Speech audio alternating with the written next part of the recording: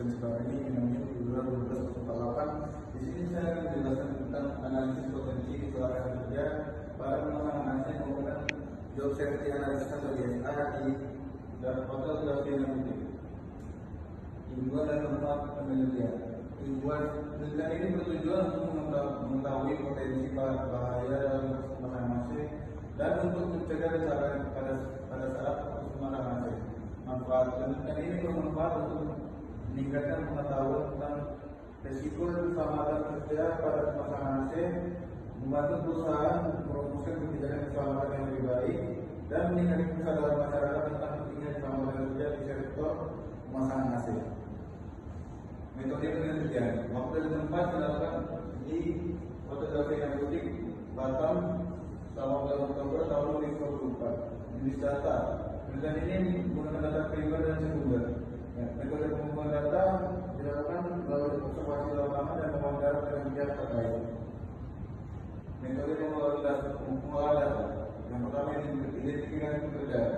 Menentukan aktivitas yang akan dianalisis yaitu pemasangan AC dari Delphi Nanti. Yang kedua, memecah langkah kerja.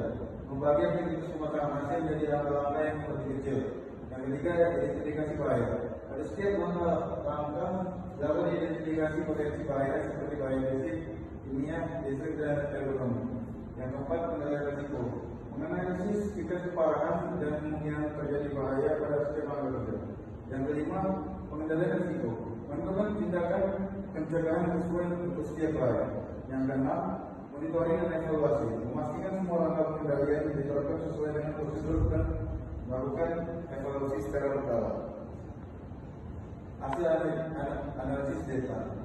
Yang pertama, langkah pekerjaan, persiapan lokasi pemasangan, posisi bahayanya kerja itu ada tertimpa peralatan berat, risiko yang sedang, dan tingkat pengendaliannya yaitu menggunakan sepatu keselamatan atau APD lainnya.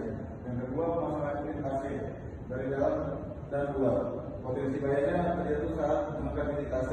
Risikonya sedang dan tindakan pengendaliannya menggunakan alat angkat atau list yang sesuai.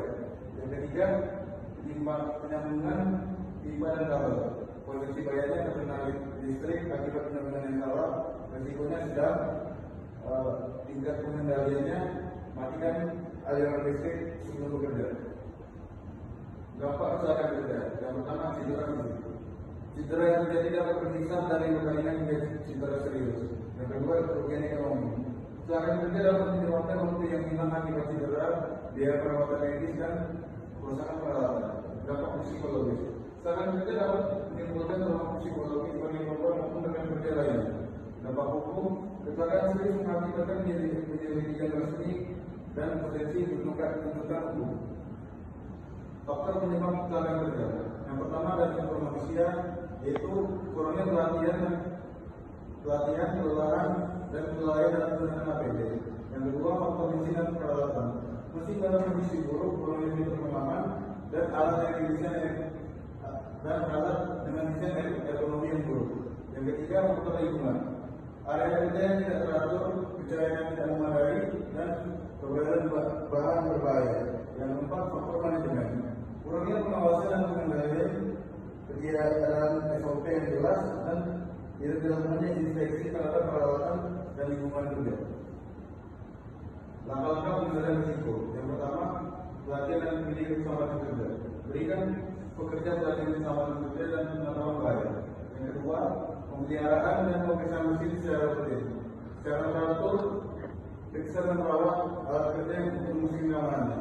Yang ketiga, penggunaan alat pelindung diri atau APD.